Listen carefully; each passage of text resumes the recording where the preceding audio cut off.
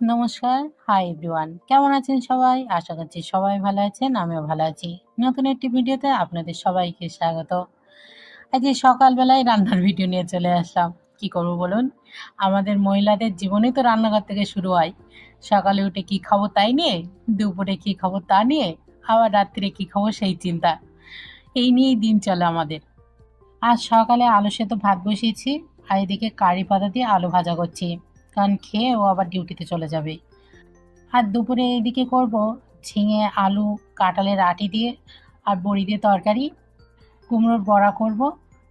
আর উচ্ছে আলু কুটেছি, কিন্তু মনে হচ্ছে এটা আর করতে হবে না, কারণ সকালে আলু ভাজা করেছি তা একটু আছে, আবার সকালে আলু ভাতে দিয়েছি তাও একটু রয়ে গেছে। তো এই দিয়ে দুপুরবেলা চলে যাবে। চলুন আজকে রান্নাটা শেষ করে নিই, খাওয়া দাওয়া শেষ করে আবার জিমেও যেতে হবে। কারেন্টটা আজকে সারাদিন প্রচুর ডিস্টার্ব করছে, বারবার যাচ্ছে আসছে যাচ্ছে আসছে। আমি জিমের জন্য রেডি হয়ে বেরিয়ে দেখি আমাদের সোফায় কে বসে আছে। দেখুন আপনাদের সাথে তাই ভাবলাম একটু শেয়ার করি।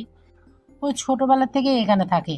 এখানে বলতে আমাদের এই ৩ বাড়ি, পাশাপাশি আমাদের ৩টে বাড়ি, এই ৩টে বাড়ি ও ঘোরাফেরা করে। ও যখন ছোট ছিল তখন থেকেই ওই ঘরে ওটা ওর প্রচণ্ড স্বভাব। অনেক বারণ করলেও শোনে না। তো এখন এই বাইরে সোফা রেখে দিই, এই সোফায় ও শুয়ে থাকে। রাত্রেবেলাও এক একদিন যখন ডিউটিতে যাই বা বাবু পড়িয়ে বাড়ি আসে তখনও দেখি এই জায়গায় শুয়ে আছে। ওই জন্য মা মাঝে মধ্যে সন্ধ্যেবেলা বারান্দায় বসে থাকে যাতে উঠতে না পারে। কিন্তু এরা তো অবলা জীব, এরা কি আর অতটা বোঝে? ওই জন্য এসে বসে থাকে। আমারও খারাপ লাগে না, বেশ ভালোই লাগে। কিন্তু কি করব, সবাই তো আর সব কিছু পছন্দ করে না। সবে বাড়ি আসলাম, সবাই ফ্রেশ হয়েছি, একটু রেস্ট নিই, তবে রাত্রে রান্না করতে হবে। আজকে কাবলি ছোলা ভিজিয়ে ধুয়েছিলাম সকালে, আপনাদের সাথে শেয়ার করা হয়নি। রাত্রে করব রুটি আর কাবলি ছোলার মানে ঘুগনি। একটু রেস্ট নিয়ে নিই, তারপর আপনাদের সঙ্গে আবার দেখা করছে।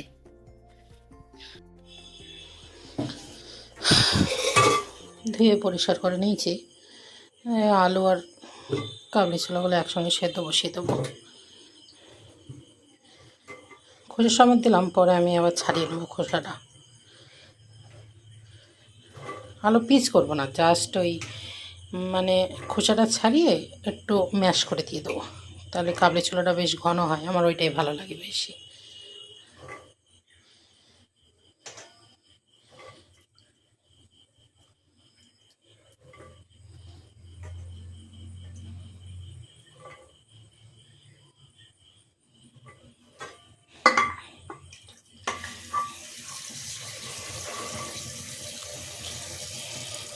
এই যে এতটা জল দিয়েছি, এবার দেবো লবণ, যাতে কাবলি ছোলার ভেতরে লবণটা ঢুকে যায়। আর দিব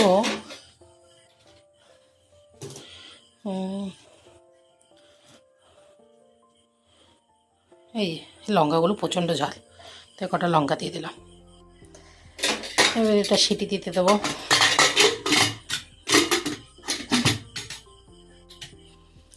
সেদ্ধ হওয়ার পর তারপরে এসে আপনাদের সাথে দেখা করছি। রুটি হয়ে গেছে, আর এই দেখো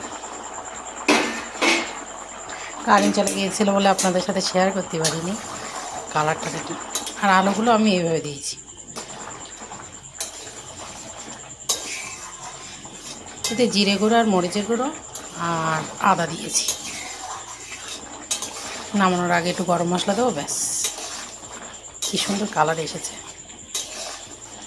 আর এইগুলো হলো আমার জন্যই লঙ্কা।